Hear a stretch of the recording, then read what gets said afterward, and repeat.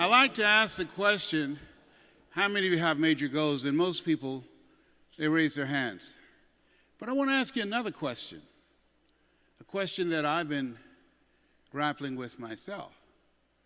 I'm in a place where the Russian author, Leo Tolstoy, he asked himself a question: what is the meaning and purpose of my life as I face inevitable death that will not be undone or destroyed when I'm gone? And so I want to ask you a question again. How many of you know, if you had your life to live over again? And I've been dealing with that. I'm 72. I'm a 21-year prostate cancer conqueror because of God's grace and mercy.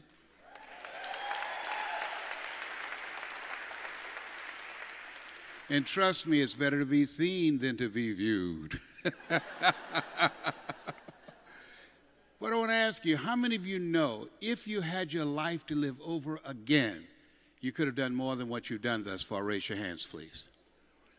Now, that proves a point that what we do and what we accomplish in life is only a tip of the iceberg of what's possible for us. So I want you to think about some major goals that you'd like to achieve in 3 different areas. Number 1, some personal goal. What's a personal goal that you'd like to achieve? I want you to think about that. My first personal goal was to buy my mother a home. That's Mrs. Mamie Brown. And she adopted my twin brother, Wesley, and I. Which one am I, on the left or the right? I'm the cute one, all right? I'm on your left. She adopted us and 5 other children. She only had a 3rd grade education, and I was determined I was going to take care of her, to buy her home. She worked for wealthy families on Miami Beach. She cooked for them, and we ate the food left over from the families that she cooked for. She kept their children, and we wore the hand-me-down clothes of the children that she kept. And I remember walking around these big, beautiful mansions on Miami Beach saying, "Mama," and she said, "What is it, Leslie?" I said, "When I become a man, I'm going to buy you a big, beautiful home just like this." And she said, "Oh, you don't have to do that." I said, "I know, but I want to." How many have somebody special you'd like to do something for? Raise your hands, please. Let me share with you how you do that. And now I want you to think about your financial freedom number. What is that number that once you achieve that, you become debt-free? It's a good feeling. Once you achieve that, alleviate a lot of stress in your life. Once you achieve that, you'll be able to do things for your family members and friends. What is that? You know, people say money won't make you happy, but everybody want to find out for themselves. A friend of mine, Rita Davenport, said money ain't important, but it's right up there with oxygen. And let me tell you something, fellas, even if you're as homeless as I am, you got some money, women will find something cute on you. Oh, he's got earlobes like Denzel Washington, honey. Eyelashes like Tom Cruise. I used to be so broke I walked past a bank and tripped the alarm. Creditors call the house, my children would answer the phone and say, "My daddy ain't home." I have my children lying on the phone. Oh my God, that's a trip. Poverty sucks. At this stage of my life, I want to give as many people hope as possible. I want you to take your phone out. And I want you to videotape me live on your Facebook. I want as many people to see this message as possible. I believe we live in the greatest country in the world. And there's something wrong in this country when more people committed suicide last year than died in traffic accidents. In this country where people try and outswim sharks to get here. In this country where people try and outrun Jeeps barefooted to get here. There's something wrong. And I believe that a lot of people have just lost hope. Hope, and this, I don't care what anyone says, America has never stopped being great. We're the greatest country on the planet, bar none.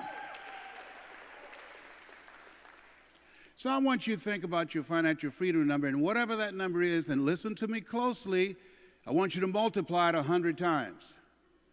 multiplied 100 times. And don't ask yourself how you're going to do it. How you're going to do it is none of your business.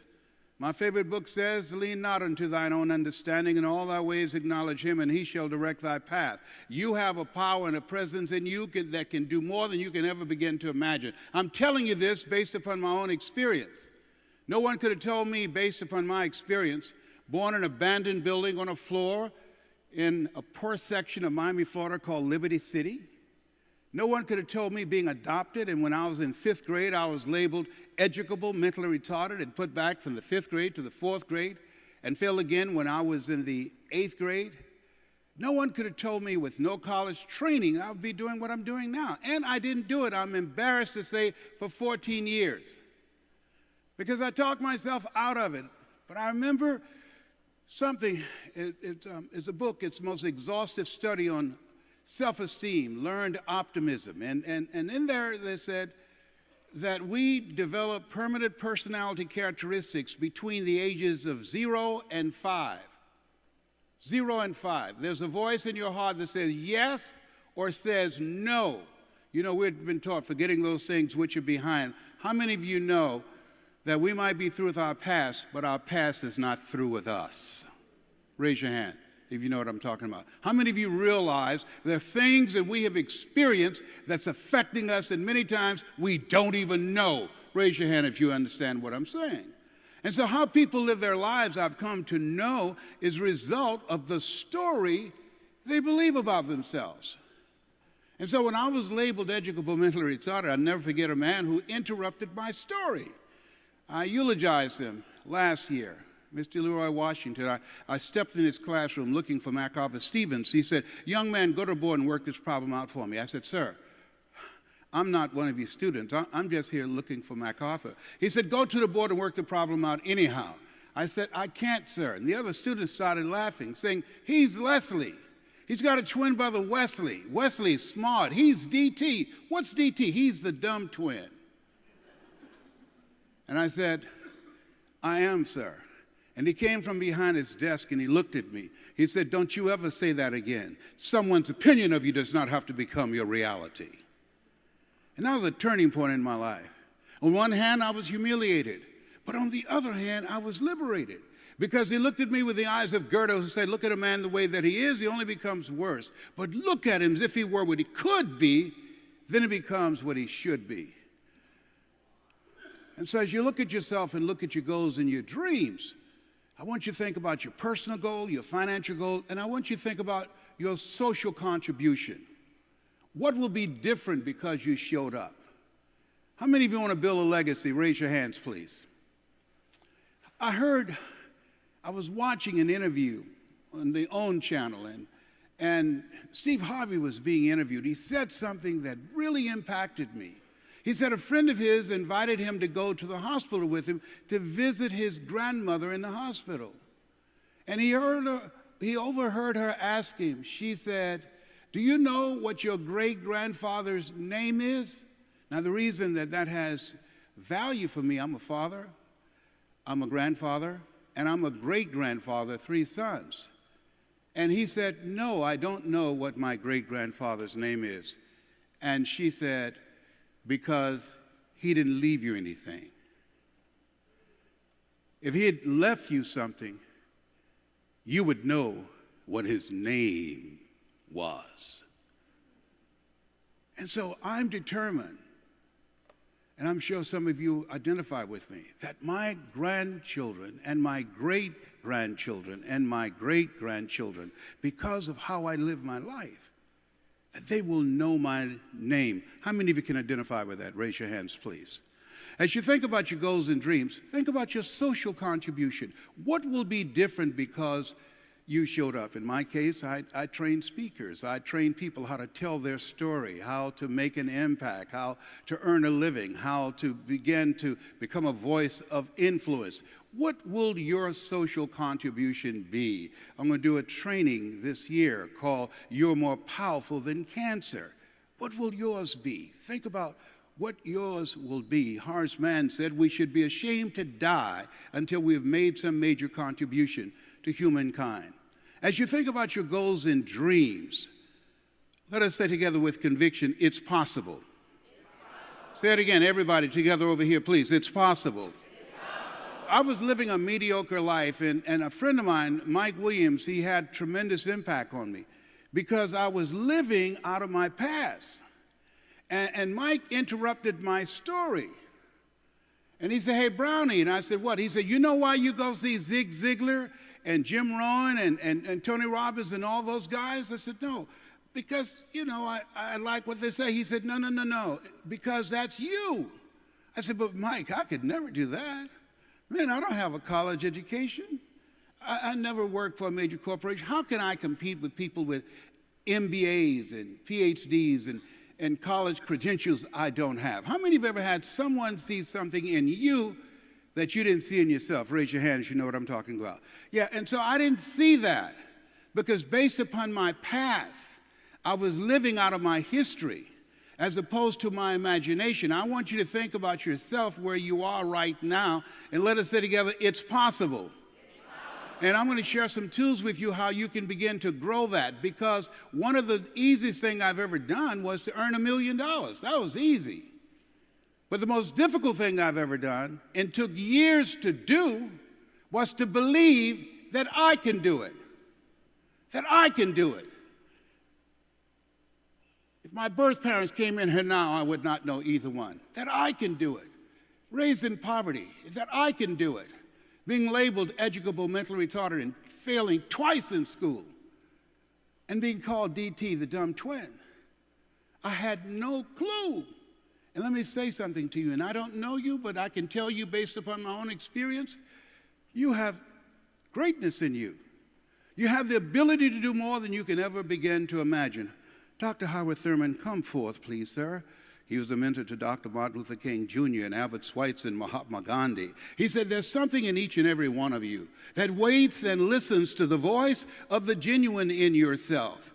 And it will be perhaps the only guide you will ever have. And if you cannot hear it all of your life, your days will be spent on the ends of strings that somebody else pulls. And I submit to you that you showed up here today because you've decided to pull your own strings. I submit to you that you have decided in your heart of hearts to live a bigger life. I submit to you that in your heart of hearts, you know you have greatness in you and the best is yet to come. Give yourselves a round of applause. Come on, bring your energy level up. Bring it up. Bring it up.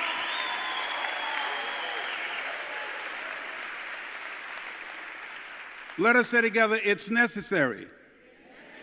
Yes, it's necessary that you have a strategy to work on your mind on a regular basis. We're taught, be ye not conformed to this world, be ye transformed by the renewing of your mind.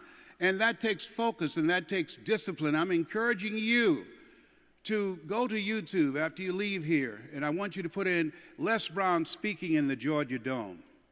I want you to see that video and watch it 90 days straight. Les Brown speaking in the Georgia Dome.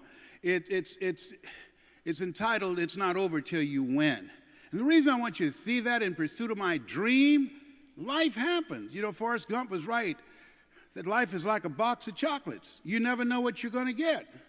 Things happen to me, and I was in my office in Penobscot Building, 21st floor in Detroit, Michigan, sleeping on the floor, bathing in the sink down the hall, hiding in the closet when the janitorial staff came in the middle of the night to clean the office. How many have ever gone through some tough times? Raise your hands, please. Robert Schuller is right, that tough times never last, but tough people do. Had to tough it out. I was going out talking to people about their dream, and I was sleeping on the floor of my office. And people say, well, you fake it till you make it. No. I wasn't faking it in my mind. I was living out of my imagination. Einstein said the imagination is a preview of what's to come. I'm encouraging you to hold the vision tenaciously, regardless of what you're going through, regardless of the challenges and setbacks that you're experiencing. I want you to write this affirmation down, because you're going to go through some tough times. Think it not strange that you'll face the fiery furnaces of this world. You will, not you might. You will have tribulations. Write this down. No matter how bad it is or how bad it gets, I'm going to make it.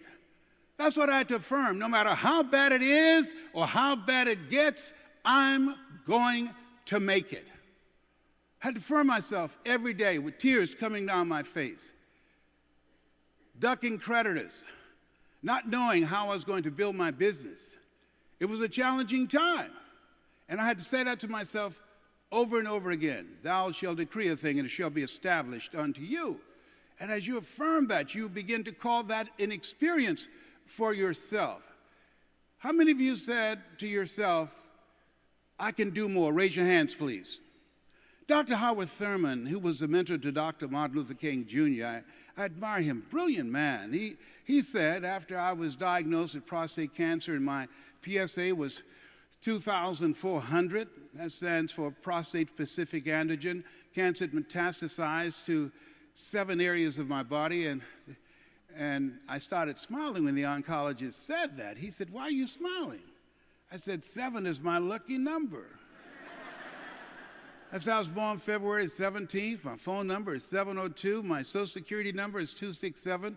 My address is 27377 is my lucky number. Joshua marched around the walls of Jericho 7 times. Naaman dipped himself in the river Jordan 7 times. Did I tell you 7 is my lucky number? That cancer's getting the hell beat out of it right now. It's been 21 years, and I'm still here.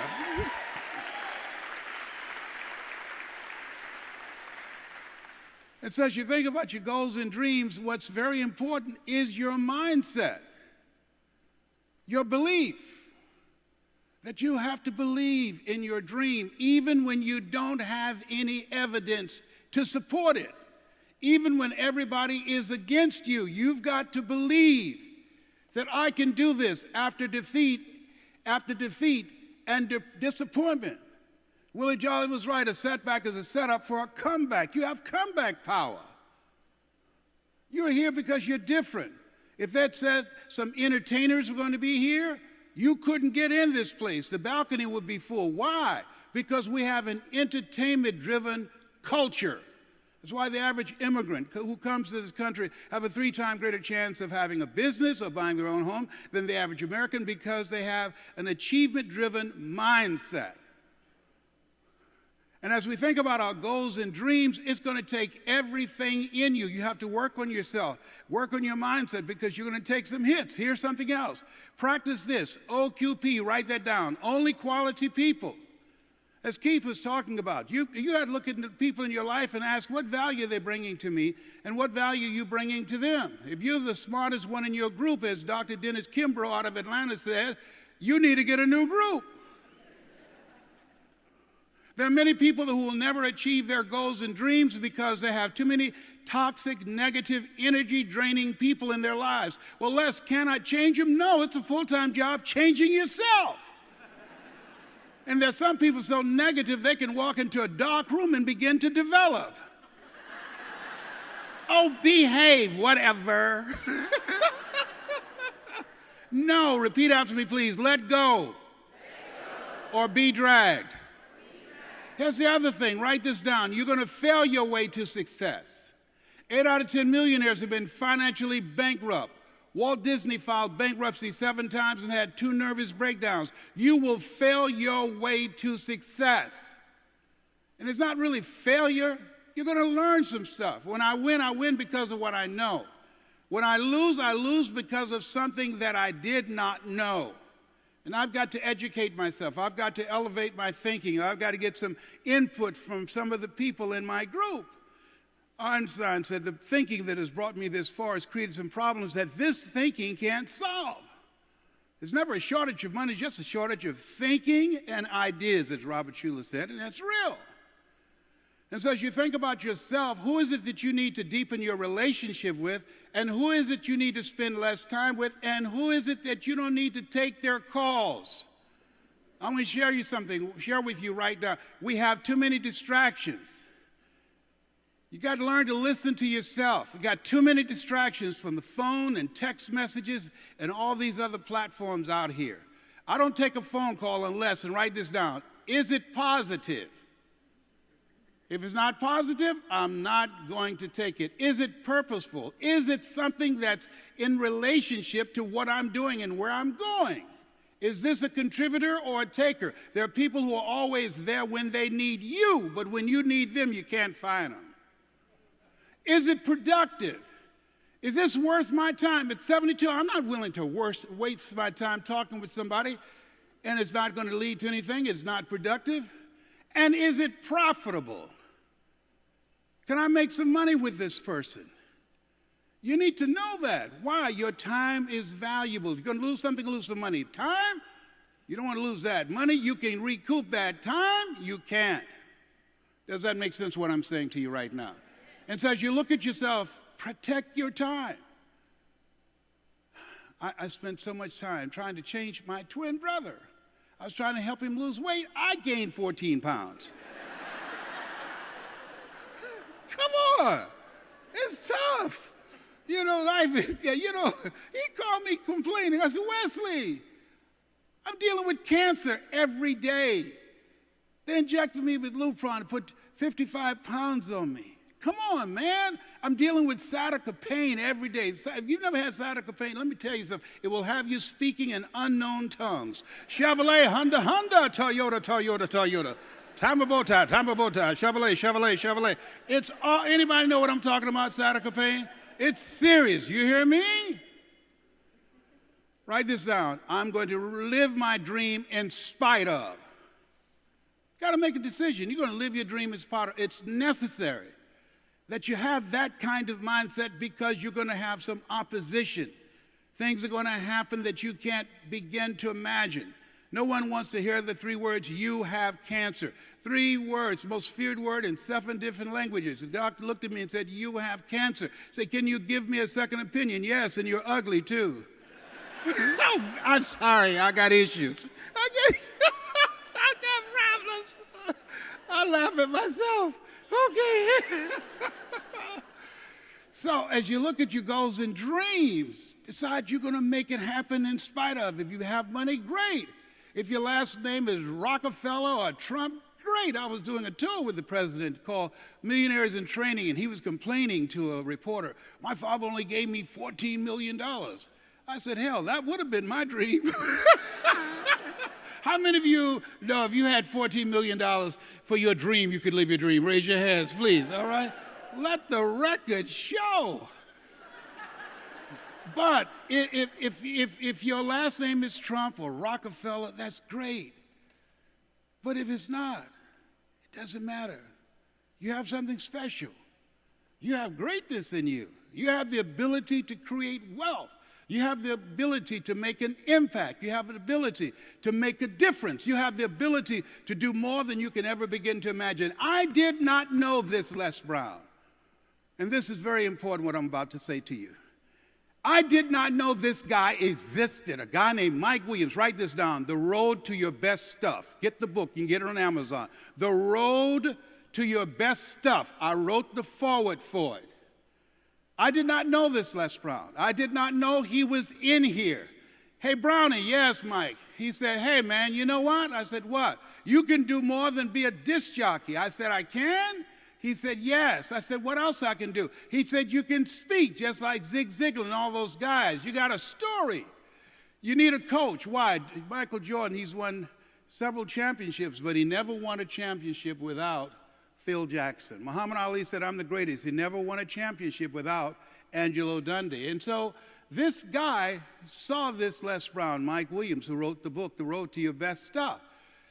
Write this down. Sometimes you have to believe in somebody's belief in you until your belief kicks in. I don't know you. Challenge yourself. Make a conscious, deliberate effort to get outside of your comfort zone, because in order to do something you've never done, you've got to become someone you've never been.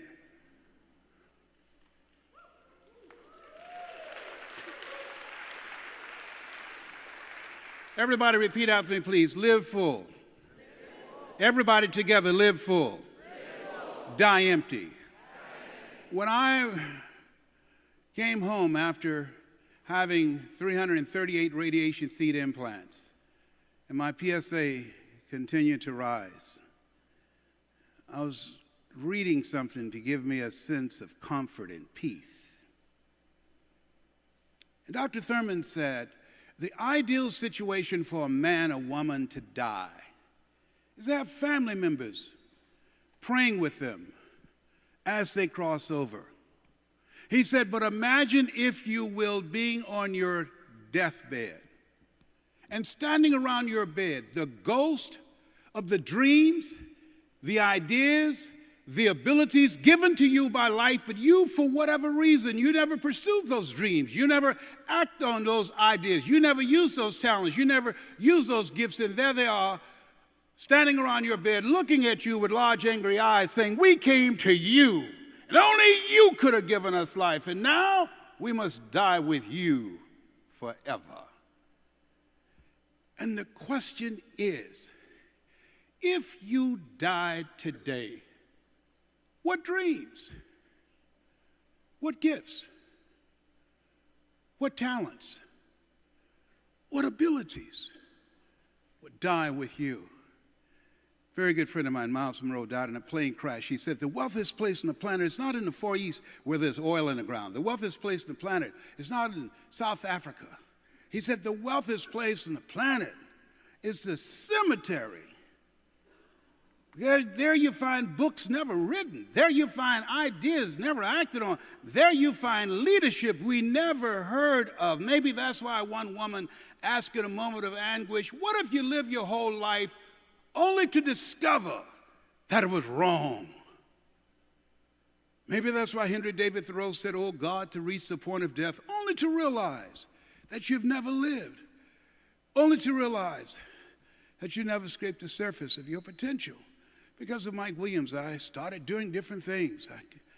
I had to concede that I could do more. I had to concede that I was going to challenge myself, start promoting concerts. And these guys came to town. I didn't know who they were going to become. They didn't know who I was going to become. I was Michael Jackson there standing down front. He was 10 years old, 1973. That's me standing in the back. 175. I had a six-pack. I got one pack now. Now, that's not nice, laughing at people. Whatever. And so when I had you shake someone's hand on your right and left and say, you have greatness in you, you don't know whose hand you just shook. Eye has not seen, ear has not heard, nor is it in the heart of mankind what God has in store for that hand that you just shook. And so as you think about yourself, how many of you would like to make a difference in your community? Raise your hands, please. I had no idea that I would be able to run for public office, and I was elected to the Ohio legislature 3 times, and I resigned to go back and take care of my mother. What's your why? What drives you? Where have you been with your life? Why are you here? And where are you going? Shake someone's hand on your right and left and say, I'm ready to live a bigger game. Do that right now. I'm ready to live a bigger game, a bigger life. Do that right now.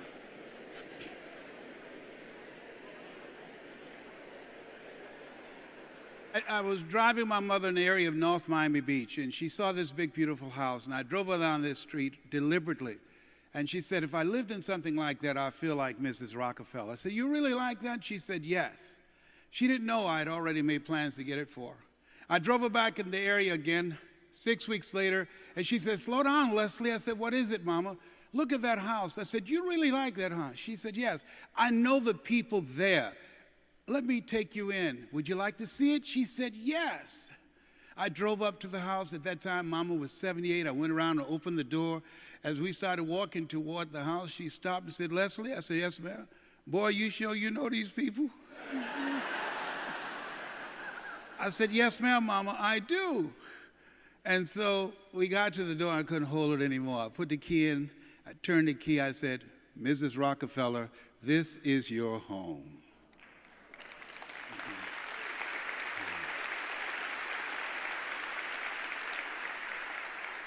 She said, what are you talking about, Leslie? I said, Mama, I bought this for you. It's fully furnished. Everything's paid for. She said, you did not have to do that. And I said, and you didn't have to adopt us either. I sat on the stage because of 2 women. One gave me life. The other one gave me love. God took me out of my biological mother's womb and placed me in the heart of my adopted mother. And so as you think about your goals and dreams, I held a vision. I employed. I began to comply with the things that Mike taught me as a coach. You can't see the picture when you're in the frame. It's very important to have someone around you that can see what you can't see because they're looking with trained eyes. And here's the other thing. Let us say together, you got to be hungry. I'll never forget Mr. Washington said, Mr. Brown, what do you want to do? I said, I want to be able to take care of my mother. I want to be able to make my children proud of me. He said, you got to be hungry. I said, what do you mean by that? He said, people that are hungry are willing to do the things today others won't do in order to have the things tomorrow others won't have. How many of you have children? Raise your hands, please. Repeat after me, please. I'm going to build a legacy. I'm going to go all out. It's my time. And so I said, sir, I want to make my mother proud of me. I want to make my children proud of me. And I want to leave a legacy. He said, you got to be hungry. He said, people that are hungry believe always strive to get on top in life because it's the bottom that's overcrowded. People that are hungry are relentless. People that are hungry do what they know, not what they feel. People that are hungry, zero excuses. People that are hungry are unstoppable. I said, I'm hungry, sir. People always compare me with my brother and my sister who graduated from the University of Miami. It takes me longer to get things than most people, but once I got it, I got it. He said, good. So how do you plan to do that? I want to be a disc jockey. All right, here are my car keys. What do I need this for? Go to my car, 12 noon. There's a guy named Paul Harvey who comes on the radio. He's the greatest communicator in the world. He tells a story called The Rest of the Story. I want you to listen to him at 12 noon. You want to become successful? Watch the people that are doing what you want to do. He's a master. And I say that to you. Find people who are doing what it is you want to do. Develop a relationship because success leaves clues. And the other thing he told me, OQP, only quality people. Let go or be dragged. Let all the negative, toxic people in your life go. You earn within $2,000 to $3,000 of your closest friends. When I found that out, I got every broke person out of my life. He told me to do that. I did it. And then he said, okay, Mr. Brown, I want you to go to WMBM radio station and ask for Milton Butterball Smith. Tell him I told you to come. I went to WMBM. Hello, Mr. Butterball. How are you, sir? My name is Les Brown, sir. I'd like to become a disc jockey. He said, young man, you having journalism? I said, no, sir, I don't. Having experience in broadcasting? No, sir, I don't. He said, I'm sorry, we don't have any job for you. How many have been rejected? Raise your hands, please. I was devastated with rejection. I went back and I said, Mr. Washington, they said, no. He said, don't take it personally. Most people are so negative, they have to say no 7 times before they say yes. He said, you got to be hungry. Go back again. I went back again. Hello, Mr. Butterball. How are you, sir? My name is Les Brown, sir. I'd like to be a disc jockey. He said, I know what your name is. Weren't you here yesterday? I said, yes, sir, I was. Didn't I tell you no yesterday? I said, yes, sir, you did. Then why are you back today? I said, well, sir, I don't know whether or not somebody died or someone got sick there. No one got sick or died. No one was laid off or fired. Now, don't you come back here again. I came back the next day, talking loud, looking happy, like I was singing for the first time. I said, hello, Mr. Butterball. How are you? He looked at me betrayed. He said, go get me some coffee. I said, yes, sir. My greatest book said, the greatest among you will be your servant. How many of you are serious about your goals? Raise your hands. Write this down. Provide more service than you get paid for. Provide more service than you get paid for. And I came in the industry, I just heard guys getting up regurgitating speeches they gave everywhere. I trained speakers how to speak extemporaneously from their heart and move an audience and transform them individually and collectively. So I became the errand boy for the disc jockeys. I'd go get their lunch and their dinner, and I'd stand in the control room watching them work their hands on the control board, knowing my time would come. Let us say together, I expect to win. On the weekends, I would wax the disc jockeys' cars and clean the cars. And they would come out to the parking lot and said, who did this? I said, I did, sir. How much you charge? Nothing, sir. Write this down. Give before you ask. I wanted them to see me as a resource, and I was giving before I asked for the opportunity. They said, look here, Diana Ross and the Supremes are coming to town. The Four Tops and the Temptations. Here are my car keys. I want you to pick them up and take them to the Fontainebleau Hotel on Miami Beach. I said, I will, sir. I was driving them all over Miami Beach in the disc jockeys' big blown Cadillacs. I didn't have any driver's license, but I was driving like I had some. And then one day, it was a Saturday afternoon, a disc jockey by the name of Rockin' Roger was drinking while he was on the air. Rockin' Roger got so drunk he could not complete the show. It was a Saturday afternoon, and I was the only one there, looking at him through the control room window. Young, ready and hungry. I was saying, drink, rock, drink. Drink, rock. I'd have gone and get him some more if he'd asked me to. Then pretty soon the phone rang, and the general manager, and I answered the phone. I said, hello? He said, young boy, this is Mr. Klein. I said, I know. He said, Rock can't finish the program. I said, I know. He said, would you call one of the other DJs in? I said, yes, sir. I hung the phone up. I said, now he must think I'm crazy. I called my mom and my girlfriend, Cassandra. I said, y'all come out on the front porch and turn on the radio. I'm about to come on the air.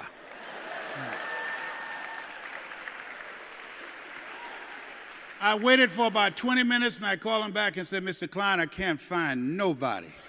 He said, young boy, you know how to work the controls? I said, yes, sir. He said, go in there and don't you say nothing here. I said, yes, sir. I couldn't wait to get old Rock out of the way. I put on a fast record. I said, look out, this is me, LB Triple P. Les Brown, your platter playing papa. There were none before me, and there will be none after me. Therefore, that makes me the one and only. Young and single and love to mingle, certified, bona fide, dubitably qualified to bring you satisfaction and a whole lot of action. Look out, baby, I'm your love man. I was hungry. I was hungry. Shake someone's hand on your right and left in front of you and behind you and say, you got to be hungry. Do that right now. Say, you got to be hungry.